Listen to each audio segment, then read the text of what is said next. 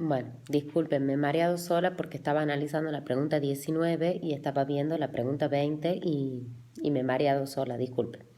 Vamos al razonamiento primero de la pregunta número 19.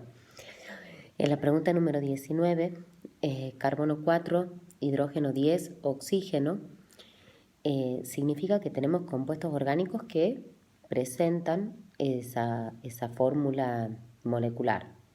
¿Quiénes pueden ser? Pueden ser alcoholes, pueden ser aldehídos, pueden ser cetonas, que son, o un éter también puede ser, si yo me voy a compuestos oxigenados. Bien, pero acá me dice cuál presenta carbono quiral o asimétrico. Vuelvo a repetirle, un carbono quiral o asimétrico es aquel carbono que está unido a 4 átomos o grupos de átomos diferentes, o sea que los 4 enlaces tienen que ser covalentes simples. Para poder razonar es un ejercicio muy fácil, debo hacer la estructura de cada uno y poder analizar si presenta carbono quiral en su molécula ese compuesto.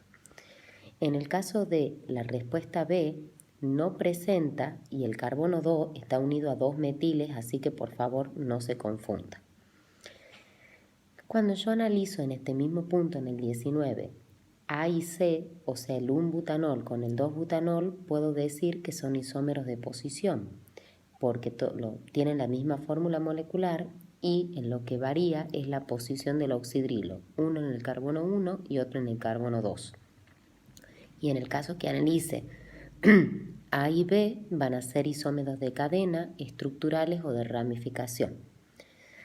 Vamos al problema número 20. En el problema número 20 tenemos un aldehído y una cetona. Bien, hago la estructura y me dice a reducción. Cuando yo digo una reducción, el inciso 1 es falso. ¿Por qué? Porque un aldehído cuando se reduce me va a formar un alcohol primario, no me va a formar una cetona. Bien, cuando analizo el compuesto 1 con el compuesto 2, me pongo a ver que presentan la misma fórmula molecular. Entonces son isómeros. Bien, ¿y qué son isómeros? Son isómeros de función. Uno presenta el grupo aldehído y otro el grupo cetónico. Y respecto a si presentan o no isomería óptica, el carbono número 1, el compuesto número 1, disculpen, y no, porque no presenta ningún carbono quiral. Entonces, y recordemos que para poder presentar isomería óptica, una molécula tiene que contener al menos en su estructura un átomo de carbono quiral. Bien, no me quiero confundir, ya estoy medio mareada. Vamos al problema número 21. Bueno, es de teoría, es de proteínas. Me dice que lo correcto, siempre que sea correcto es verdadero, incorrecto es falso. Las holoproteínas son proteínas simples formadas por aminoácidos, eso es totalmente correcto, o lo sé o no. Bien. Las heteroproteínas o conjugadas eran las que estaban formadas por una parte de aminoácido y un grupo prostético, que ese grupo prostético era de naturaleza no proteica. No han tenido mejor idea de poner todo ese trabalengua. Bien, con respecto al inciso B, los nucleótidos del ácido desoxirribonucleico contienen ribosa. Imposible. Si estamos hablando de nucleótidos del ADN, van a contener como azúcar la desoxirribosa y no la ribosa. Acuérdense que los azúcares van en su anómero beta. Y con respecto a la timina es una base nitrogenada que está presente en el ADN y no en el ARN. Vamos al problema número 22.